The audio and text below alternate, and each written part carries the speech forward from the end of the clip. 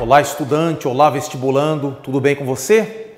Eu sou o professor André e leciono literatura na Oficina do Estudante e trago hoje para você uma pequena análise sobre o conto Negrinha, do escritor pré-modernista Monteiro Lobato, conto publicado num livro homônimo, quer dizer, num livro que tem o mesmo nome do seu conto de abertura, 1920. O período histórico em questão aí é o pré-modernismo literário, um momento de bastante crítica social, um momento de abordagem da realidade brasileira em todos os seus aspectos e de uma maneira muito lúcida, muito racional, muito crítica, muito analítica. Vamos falar do conto Negrinha, abordando num primeiro ponto o seu tema. O tema é simplesmente a continuidade de uma prática escravista ou escravocrata, ainda quando a escravidão não existia mais, pelo menos oficialmente. Como você sabe, a Lei Áurea havia sido promulgada, decretada, assinada ainda no final do século XIX, 1888, mas certas práticas escravocratas, inclusive castigos físicos, ainda sobreviviam num meio patriarcal de origem colonial, que é o período representado por esse conto aqui, que é mais ou menos contemporâneo à sua escrita. No conto Negrinha, nós temos uma certa linearidade narrativa, não é? Quer dizer, a história tem um início, meio e fim muito bem determinados, e nós temos que observar, sobretudo, a existência de uma oposição de personagens. Nós temos, de um lado, a própria Negrinha, personagem título, destituída até mesmo de um nome e, portanto, de uma identidade humana própria, e do outro lado, Dona Inácia, que é a proprietária da fazenda onde se passa toda a história, portanto, a proprietária do cenário, do ambiente, do local onde se desenrola toda a situação pessoal e todas as relações de trabalho. Negrinha é uma órfã, conservada por Dona Inácia em sua propriedade para que simplesmente sofresse castigos físicos e fizesse com que a velha senhora ainda relembrasse os velhos e bons tempos de escravidão, segundo aquilo que ela pensava. Dona Inácia vivia dizendo: "Oh, essa menina, ela é muito boa para dar um cocre, uma pancada forte na cabeça", o que representa toda uma série de castigos físicos sofridos pela nossa personagem central. Eu falei agora há pouco da ausência de um nome próprio para Negrinha. De fato, você vai encontrar nessa personagem toda a caracterização de brutalização, aproximada até certo ponto da conhecida ideia de zoomorfização naturalista, ou seja, a aproximação do homem com personagens brutalizados, com verdadeiros animais.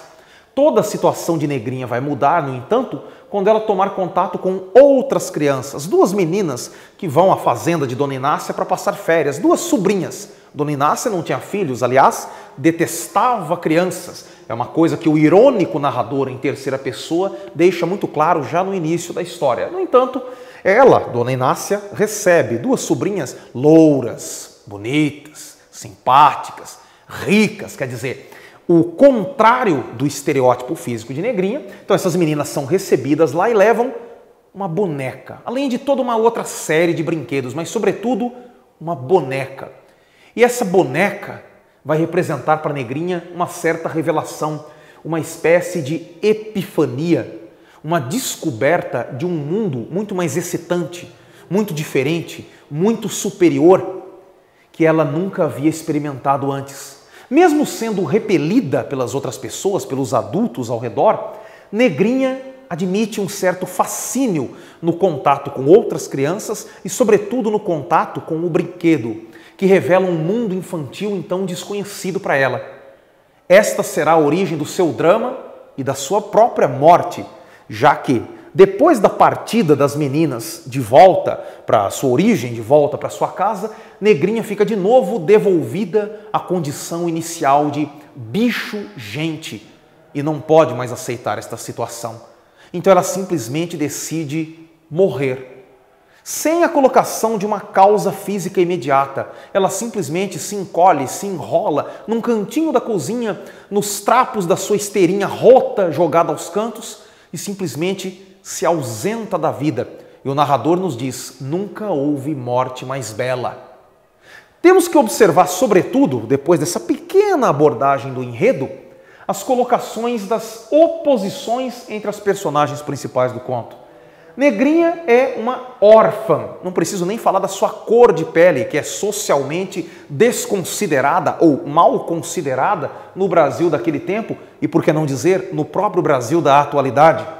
Negrinha é órfã, era filha de uma antiga propriedade, uma escrava de Dona Inácia, que era, por sua vez, a proprietária, obviamente. Então essa primeira oposição evidencia uma diferença social brutal, um verdadeiro abismo entre a protagonista e a antagonista do conto.